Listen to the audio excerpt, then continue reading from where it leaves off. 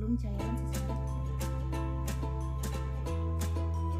Pada dasarnya, gelas ukur memiliki skala volume yang berbeda. Skala volume yang umum di laboratorium biasanya dimulai dari 10 ml sampai 1000 ml. Cara menggunakan gelas ukur adalah: yang pertama, gelas diletakkan di tempat yang rendah. Lalu, peganglah dengan tangan dan ibu jari menuju batas volume yang dikehendaki. Gelas ukur diangkat hingga batas volume setinggi mata, lalu tuangkan cairan yang akan diukur volumenya ke dalam gelas hingga batas volume tersebut. Alat laboratorium kedua adalah kasa. Kasa digunakan sebagai alat perata panas, sehingga pemanasan zat-zat dalam wadah seperti gelas piala akan menurun.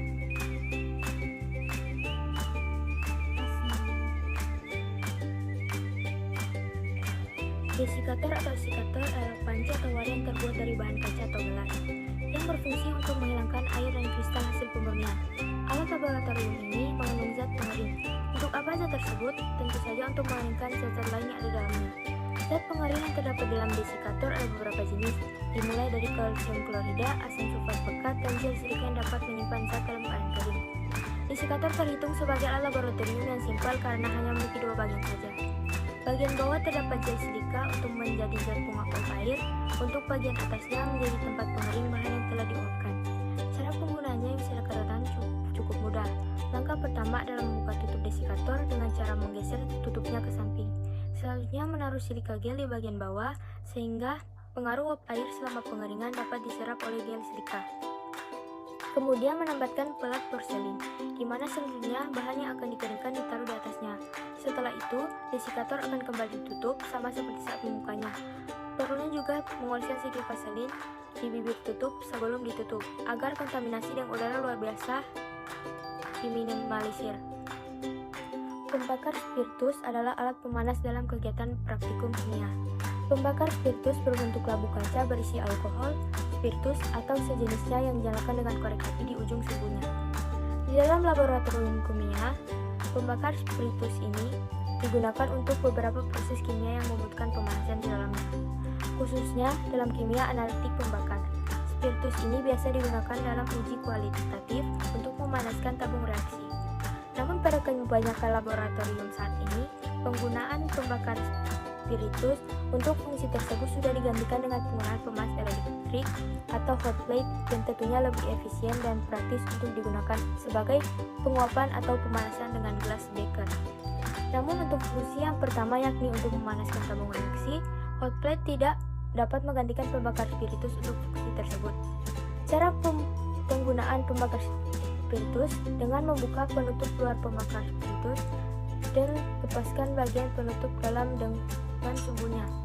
Isikan spiritus ke dalam pembakar spiritus tersebut sampai penuh dan kemudian tutup kembali dengan sumbu pembakar spiritus. Biarkan beberapa saat hingga spiritus meresap ke dalam sumbu bakar.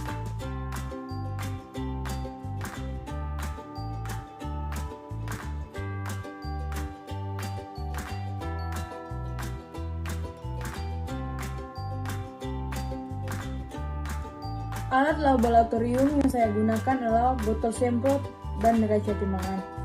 Fungsi botol semprot adalah alat yang terbuat dari plastik, digunakan sebagai tempat menyimpan larutan atau zat cair. Menyemprot dan menambahkan aqueous dalam jumlah sedikit. Membilas dan menetralisir peralatan-peralatan yang akan digunakan. Nah, alat berikutnya adalah neraca timbangan.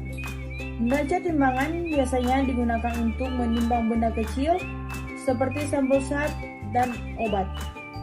Menggunakan neraca timbangan, seseorang dapat mengukur massa benda yang sangat ringan yang tidak mungkin ditimbang menggunakan alat ukur biasa. Nah, itu alat laboratorium yang saya gunakan. Sekian dari saya, terima kasih. Atas kesempatan yang diberikan kepada saya, di sini saya akan menjelaskan tentang definisi gelas arloji dan penggunaan serta fungsi dari gelas arloji. Gelas arloji adalah salah satu dari instrumen peralatan gelas laboratorium. Gelas arloji sendiri adalah adalah cawan yang berbentuk irisan bola, digunakan untuk penguapan atau pengeringan padatan dalam bentuk tepung. Gelas arloji berisi kalium permanganat. Gelas arloji atau kaca arloji berbentuk bundar dengan beragam diameter ini memiliki fungsi diantaranya sebagai berikut. Penutupan gelas kimia ketika tengah proses pemanasan sampel, sebagai tempat untuk mengeringkan padatan desikator, sebagai tempat benda yang tengah berada dalam proses pengangkatan, dan sebagai tempat untuk penyimpanan bahan yang akan ditimbang. Terima kasih. Tabung reaksi adalah peralatan gelas yang umum ada di laboratorium, berbentuk tabung sebesar kira-kira jari tangan manusia dewasa, terbuat dari kaca atau plastik, terbuka di bagian atasnya. Biasanya alasnya berbentuk huruf U. Tabung reaksi tersedia dalam berbagai ukuran panjang dan diameter. Umumnya dari diameter 10 sampai 20 mm dan panjang 50 sampai 200 mm. Tabung reaksi banyak digunakan untuk menampung, mencampur, atau memanaskan sejumlah kecil bahan kimia padat atau cair, terutama untuk uji kualitatif. Bagian dasarnya yang bulat dan dindingnya yang lurus berfungsi agar kehilangan saat penuangan minimal, mudah dibersihkan, dan mudah melihat isinya. Lehernya yang panjang dan sempit memperlambat penyebaran uap dan gas ke lingkungan. Tabung reaksi digunakan untuk mereaksikan cairan dalam jumlah sedikit. Tabung reaksi diisi tidak boleh lebih dari setengah tinggi tabung. Jika dilakukan pengocokan, putarlah tabung reaksi perlahan-lahan sambil sedikit dimiringkan ke arah tempat yang kosong.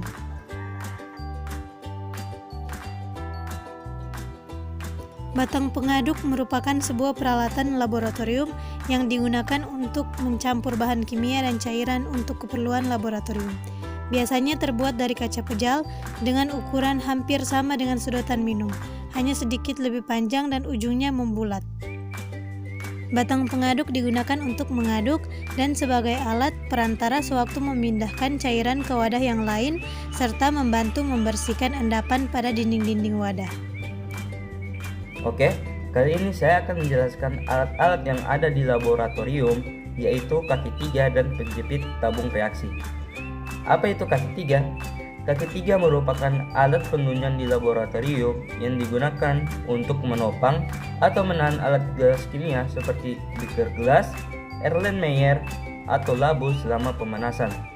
Umumnya, kaki 3 ini terbuat dari logam ringan seperti baja yang tahan karat atau besi sehingga mudah dipindahkan kapan saja.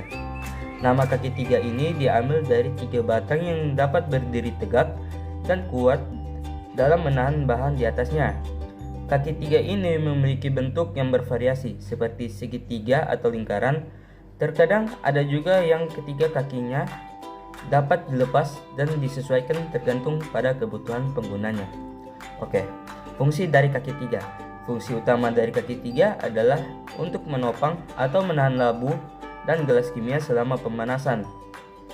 Biasanya kasak kawat dengan bagian tengah keramik harus diletakkan di atas kaki 3 agar alat gelas seperti beaker gelas bisa diletakkan di atasnya. Karena kaki 3 ini tinggi, maka pembakaran bunsen dapat diletakkan di bawahnya untuk memanaskan. Selain di laboratorium kimia, penggunaan kaki 3 ini sering diperlukan pada beberapa bidang seperti laboratorium klinik, laboratorium patologi, industri farmasi, industri makanan dan minuman, laboratorium mikrobiologi. Oke. Selanjutnya yaitu apa itu penjepit tabung reaksi. Penjepit tabung reaksi adalah alat laboratorium yang digunakan untuk mengambil atau memindahkan tabung reaksi dari satu tempat ke tempat lain. Tak hanya itu, penjepit ini juga bisa menjadi alat yang multifungsi untuk menunjang penelitian di laboratorium, seperti mengambil kertas saring atau benda lainnya jika kondisi yang masih panas. Alat ini juga bisa memiliki 2 jenis bahan dasar, yakni kayu dan juga besi atau logam. Namun keduanya memiliki bentuk yang mirip, yakni memiliki bentuk capit kepiting dengan diameter 10 sampai 25 mm. Fungsi dari penjepit tabung reaksi. Seperti yang kita tahu, alat yang satu ini dapat digunakan untuk memindahkan tabung reaksi ketika melakukan proses pemanasan.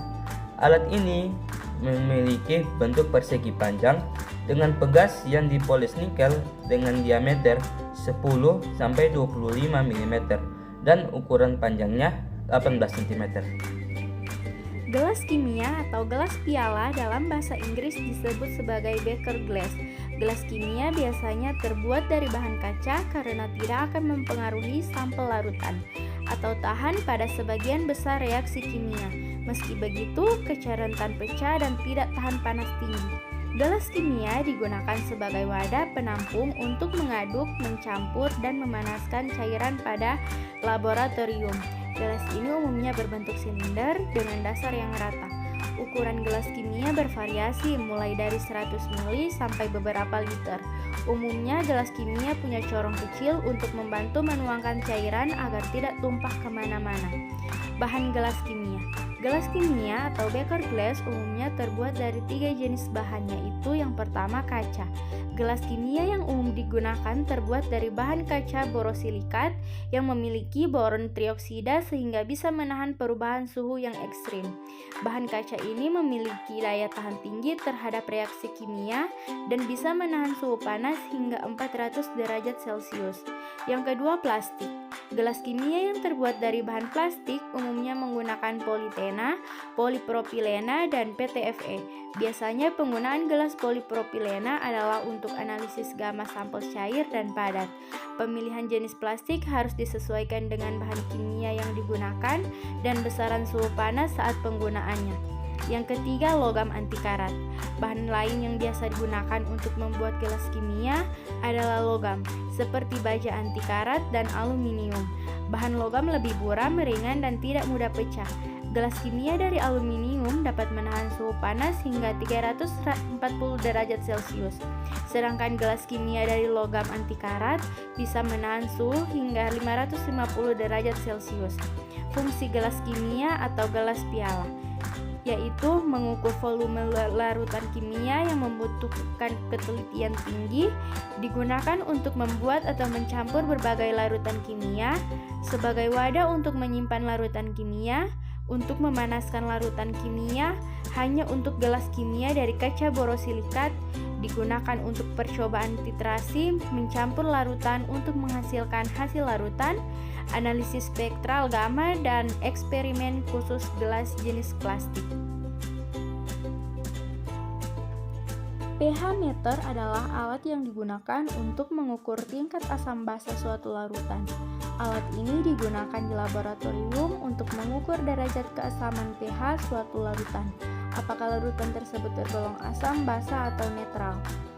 pH meter ini berfungsi untuk menentukan nilai asam atau basa dari suatu larutan. Larutan yang dimaksud dapat bermacam-macam, bisa air minum, air limbah, hidroponik, hingga larutan-larutan kimia lainnya. Tak hanya nilai asam basa, alat ini juga bisa mengukur pH tanah di tingkat tertentu. pH meter sendiri terbagi menjadi dua, yakni pH meter analog dan juga digital. Cara menggunakan pH meter: pastikan untuk selalu menggunakan alat pelindung diri yang lengkap, kemudian gunakan sarung tangan, karet atau hand gloves yang sesuai dengan ukuran tangan. Hal ini dilakukan agar tidak terdapat kontaminasi. Sebelum menggunakan alat, pastikan pH meter tersebut masih dalam status terkalibrasi. Buka tutup probe, kemudian siapkan larutan yang akan diuji. Nyalakan alat dengan menekan tombol on, kemudian dimasukkan probe ke dalam larutan sampai tanda batas.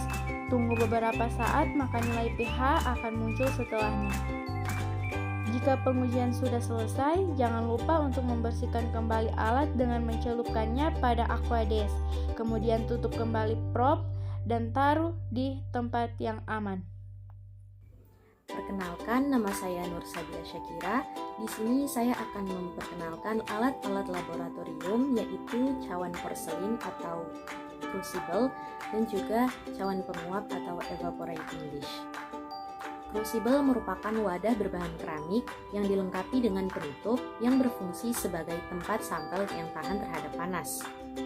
Umumnya, crucible ini memiliki bentuk menyerupai cawan, namun memiliki rongga yang lebih dalam. Crucible terbuat dari porselen yang bersifat inert. Artinya, alat ini tidak bereaksi terhadap reaksi kimia, terutama pada suhu yang panas. Crucible mampu menahan panas hingga suhu 3000 derajat Celcius dan ukurannya pun bervariasi, mulai dari 10 sampai 50 ml. Crucible memiliki fungsi untuk memanaskan, melelehkan, dan membakar suatu bahan kimia yang dijadikan sampel pada praktikum tertentu. Crucible ini sering dijumpai pada praktikum analisis kimia gravimetri kuantitatif. Selanjutnya, cawan penguap atau yang biasa disebut dengan evaporating dish. Cawan penguap atau evaporating dish merupakan alat laboratorium yang digunakan sebagai wadah atau tempat penguapan dari bahan-bahan yang tidak mudah menguap, seperti contohnya garam dapur, gula, dan sejenisnya. Cawan penguap ini biasanya digunakan dalam proses pemisahan atau kristalisasi dan juga berfungsi untuk menyublimasikan zat. Cawan penguap ini sebagian besar terbuat dari porselen atau kaca borosilikat. Penggunaannya pun biasanya dilakukan pada oven di suhu 80 hingga 105 derajat Celcius tergantung dari prosedurnya. Seperti pada kebanyakan alat laboratorium lainnya, cawan penguap ini memiliki ukuran yang bervariasi, mulai dari yang kecil 10 ml hingga yang besar 1000 ml.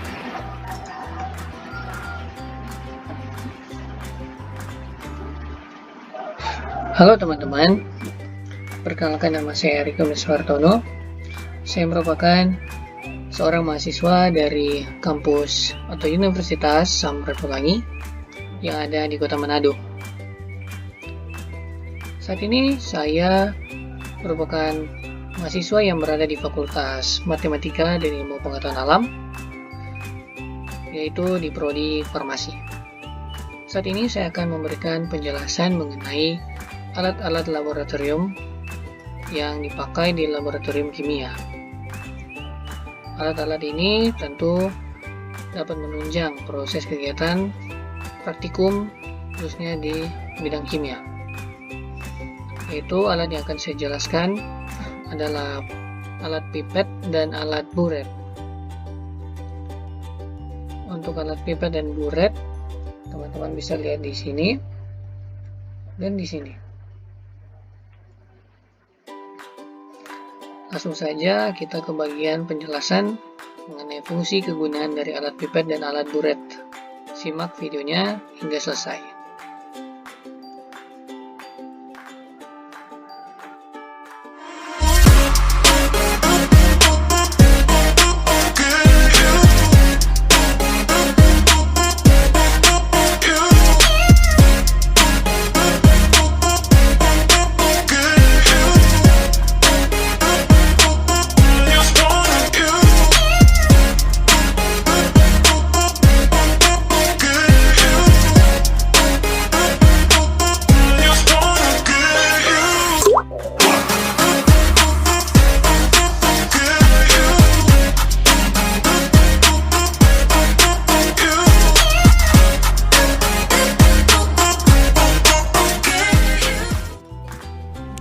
Oke teman-teman, sekarang kita ke penjelasan dari alat-alat laboratorium yang sudah saya sebutkan sebelumnya, yaitu pipet dan buret.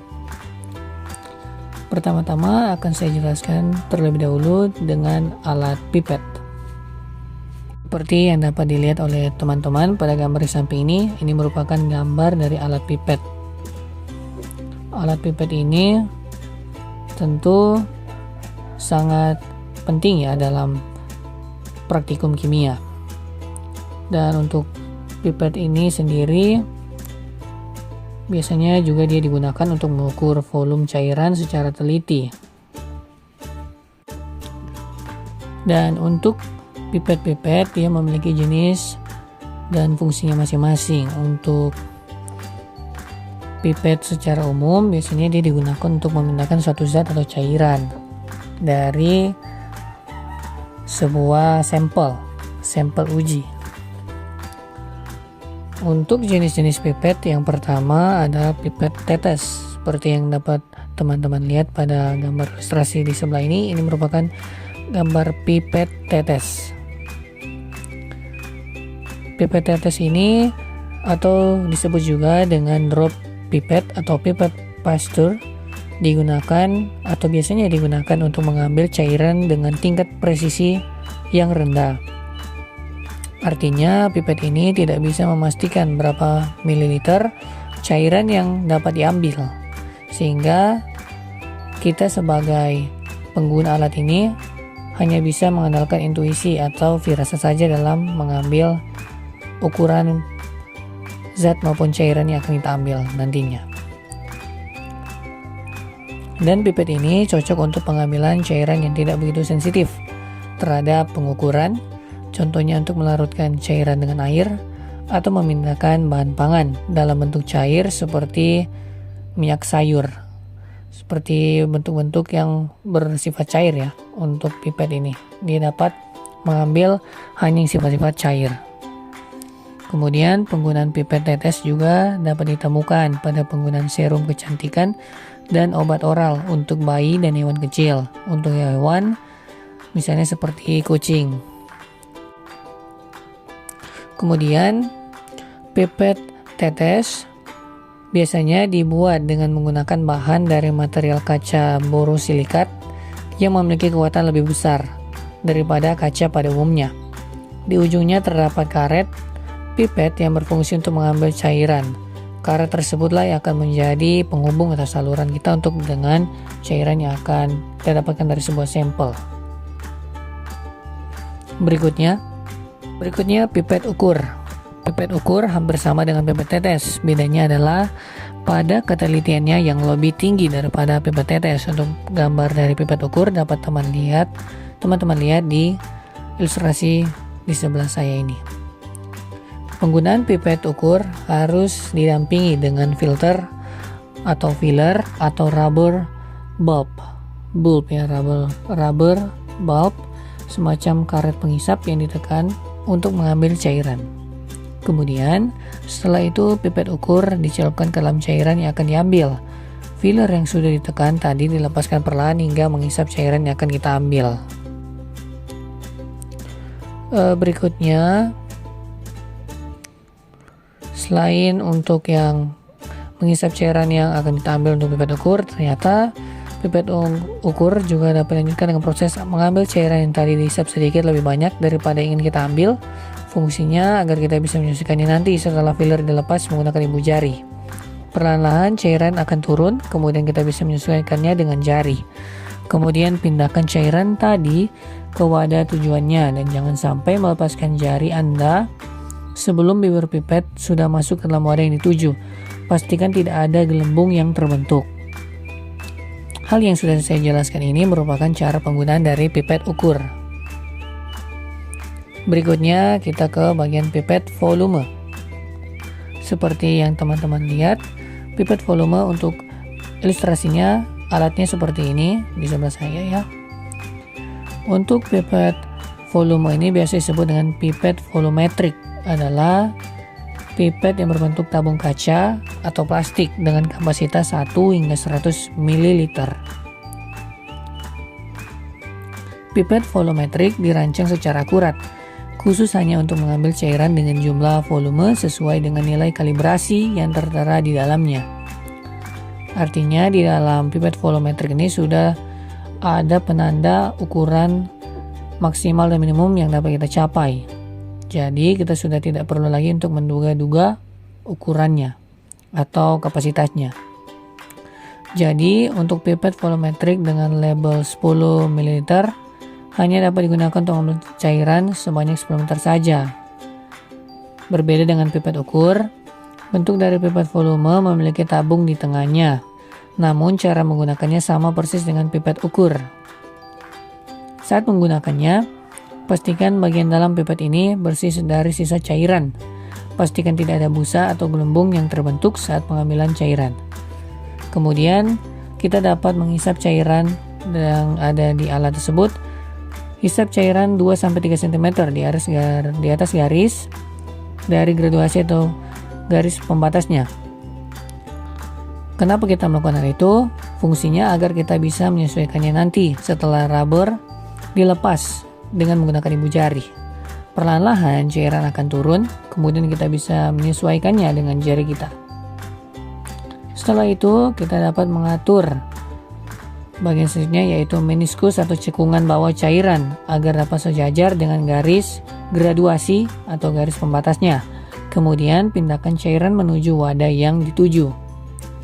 Ada beberapa hal yang harus Anda atau kita sebagai orang yang akan menggunakan alat ini sebagai praktikannya, yaitu saat melakukan pemindahan cairan dengan pipet volume.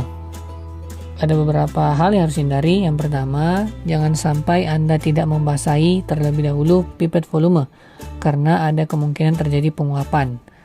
Jika hal tersebut terjadi, maka volume cairan yang terukur akan menjadi tidak presisi atau tidak sesuai. Hal yang kedua, perhatikan suhu ruang.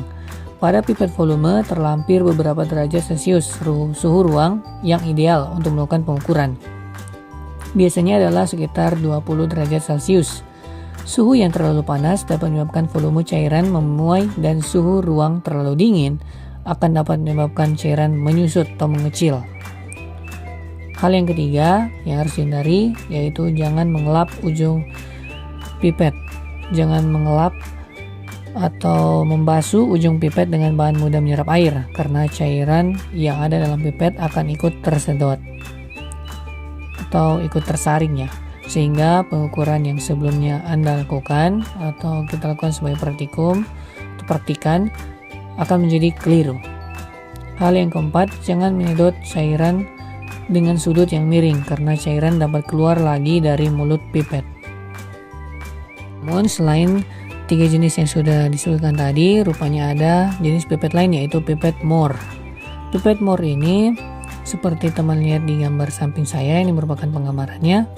Pipet Mohr digunakan untuk mengambil cairan dengan bermacam-macam volume. Pada dinding pipet terdapat pembagian skala. Untuk cara penggunaan dari pipet Mohr ini adalah kita sebagai praktikan hanya perlu untuk mengosongkan sebagian cairan sampai tanda kalibrasi terendah. Cairan atau larutan yang tersisa bukanlah bagian dari volume yang akan diinginkan, jadi kita sebagai praktikan tidak perlu khawatir volume cairan atau larutan yang dipindahkan bertambah. Selain pipet Mohr, terdapat juga yang namanya pipet serologi. Seperti yang teman lihat pada gambar ilustrasi sebelah saya. Pipet serologi ini biasanya alat pipet yang penggunaannya ini harus mengkosongkan sepenuhnya pipet ukur sebelum digunakan. Nah, ternyata di sistem pipet ukur, penggunaan alat pipet ukur, ada yang namanya kode warna. Kode warna ini sebagai tanda kapasitas atau ukuran pipet ukur beserta skalanya. Kode warna pipet ukur ini tentunya akan memudahkan kita sebagai praktikan untuk memilih pipet ukur yang tepat. Untuk warna pipet sendiri, untuk kode warnanya itu ada 5. Yang pertama warna kuning, merupakan jenis pipet ukur untuk volume 1 ml yang mempunyai skala terkecil 0,01 ml. Yang kedua warna hitam, merupakan pipet ukur untuk volume 2 ml yang mempunyai skala terkecil 0,02 ml. Yang ketiga warna merah, merupakan pipet ukur untuk volume 5 ml yang mempunyai skala terkecil 0,05 ml. Yang berikutnya warna orange, merupakan pipet ukur untuk volume 10 ml yang mempunyai skala terkecil 0,1 ml. Berikutnya warna putih, merupakan pipet ukur untuk volume 25 ml yang mempunyai skala terkecil 0,1 ml. 0,1 ml untuk warna putih. Nah, untuk cara penggunaan pipet secara umum itu, secara umum atau secara universal caranya, yang pertama, pipet harus kering dan bersih pada bagian luar serta dalamnya. Yang kedua, peganglah bagian pipa yang kecil untuk mengurangi pemuaian, lalu cairan yang akan diukur volumenya diisap sedikit atau disaring sedikit dengan pipet. Cairan ini untuk membilas pipet itu sendiri. Setelah cairan pembilas dibuang, cairan diisap lagi sampai di atas tenda tra. Lalu ditutup dengan jari telunjuk untuk menutup salurannya. Langkah ketiga, sebelum menurunkan meniskus ke tenda tra, ujung pipet dikeringkan dengan kertas saring. Meniskus kemudian diturunkan dengan cara mengurangi tekanan jari pada mulut pipet. Pipet dipegang tegak lurus dan tanda tra atau lingkaran tra harus sejajar dengan mata untuk menghindari kesalahan presisi atau paralaks. Langkah keempat, pada waktu mengeluarkan cairan dalam pipet, tempelkan ujung pipet pada dinding dalam wadah yang dimiringkan. Pipet dipegang tegak, masukkan cairan ke dalam wadah dengan cara melepaskan telunjuk. Langkah terakhir, setelah cairan turun, tunggulah beberapa detik, 5-10 detik hingga cairan yang menempel di dinding pipet mengalir ke bawah dengan lancar. Goresan ujung pipet tersebut beberapa kali pada dinding dalam wadah, jadi harus membuat semacam goresan pada ujung-ujung pipet tersebut. Dan cairan yang tertinggal di ujung pipet jangan ditiup, sebab itu bukan termasuk volume yang diinginkan. Selain beberapa jenis pipet yang sudah kita jelaskan tadi, ternyata masih ada jenis lain nih teman-teman, yaitu mikropipet. Seperti yang dapat dilihat oleh teman-teman, gambarnya seperti ini. Mikropipet ini ternyata memiliki gunaan yang sama persis dengan pipet volume. Hanya saja pipet ini memiliki ketelitian yang sangat tinggi hingga skala mikrometer. Bagian mikropipet diantaranya adalah plunger button, yakni tombol untuk mengisap cairan, scale volume untuk mengatur volume cairan, function wheel untuk memilih menu tambahan seperti mencampur, memompa, dan menghisapnya. Oke teman-teman, setelah membahas mengenai alat pipet, selanjutnya kita masuk ke alat buret. Di mana alat buret ini juga merupakan alat yang sering digunakan dalam praktikum kimia. Pipet buret atau alat buret dapat dilihat oleh teman-teman pada gambar di samping ini, gambarnya seperti ini. Untuk pipet buret adalah jenis pipet khusus yang digunakan untuk proses titrasi. Untuk proses titrasi, yakni metode untuk menentukan tingkat konsentrasi pada suatu reaktan. Itu yang namanya proses titrasi ya teman-teman. Berikutnya, pipet ini memiliki beberapa komponen penyusun, antaranya kran atau stop clock, satuan ukur yang digunakan bersama dengan corong untuk memasukkan cairan, berikutnya statif atau ring stand sebagai tiang untuk menegakkan pipet, dan terakhir clamp untuk mencengkram pipet buret. Sebelum digunakan, bersihkan dulu dengan air terdistilasi, kemudian masukkan cairan dan perhatikan volume yang masuk. Setelah itu, kita dapat menggunakan labu Erlenmeyer sebagai wadah yang sudah diisi cairan reaksi di bawah buret, dan putar sedikit demi sedikit cairan yang ada dalam pipet dengan menggunakan keran. Jika dikaitkan secara fungsi secara umumnya, buret ini sebenarnya digunakan untuk mengeluarkan cairan dengan volume sembarang, tetapi tepat untuk presisinya atau perhitungannya tepat ya teman-teman. Untuk cara penggunaan dari buret, yang pertama, lubang ceret atau ceratnya harus diisi penuh sebelum cairan dikeluarkan. Berikutnya, setiap kali hendak mencatat meniskus cairan dalam buret, meniskus harus sejajar dengan mata supaya tidak terjadi kesalahan perhitungan atau paralaks, yaitu kesalahan membaca skala karena letak mata tidak benar terhadap skala.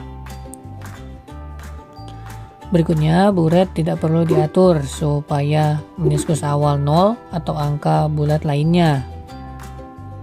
Berikutnya, volume cairan ini merupakan meniskus akhir yang akan dikurangi dengan meniskus awal.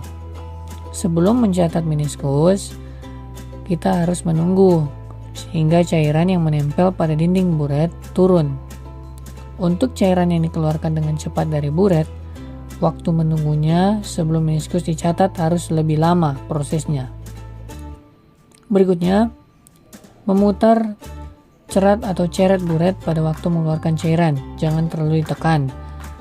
Ceret yang macet atau tidak mudah untuk diputar kadang-kadang diberi vaselin agar pemutarannya menjadi lancar. Itu adalah langkah-langkah untuk menggunakan buret.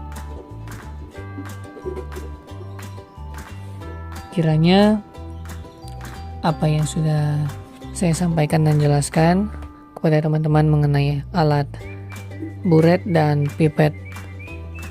Alat buret dan pipet ini kiranya dapat bermanfaat dan dapat menambah pengetahuan mengenai alat-alat yang akan digunakan saat praktikum kimia. Kiranya itu saja yang dapat saya sampaikan. Terima kasih. Pengenalan alat-alat laboratorium. Alat-alat untuk mereaksikan zat. Gelas piala. Gelas piala digunakan untuk mereaksikan cairan, memanaskan cairan, dan membuat endapan dalam jumlah besar. Erlenmeyer. Erlenmeyer digunakan terutama untuk titrasi. Kegunaan lainnya sama seperti gelas piala, namun tidak boleh digunakan untuk membuat endapan yang perlu disaring. Halo teman-teman, saya Tanjani Hidayah. Di sini saya akan memperkenalkan alat-alat laboratorium. Nah, di samping saya ini ada gambar salah satu alat laboratorium yang bernama corong. Nah, corong ini adalah peralatan gelas laboratorium yang bentuknya kerucut dan memiliki pipa silinder yang relatif panjang. Nah, corong ini biasanya digunakan untuk memasukkan padatan atau cairan pada suatu wadah atau tempat yang sempit seperti botol atau labu ukur. Cara menggunakan corong ini sangat mudah ya teman-teman. Jadi teman-teman bisa memilih ukuran corong sesuai dengan wadah yang ingin digunakan agar airnya tidak melimpah. Jadi tinggal tuang larutan terus angkat corong perlahan.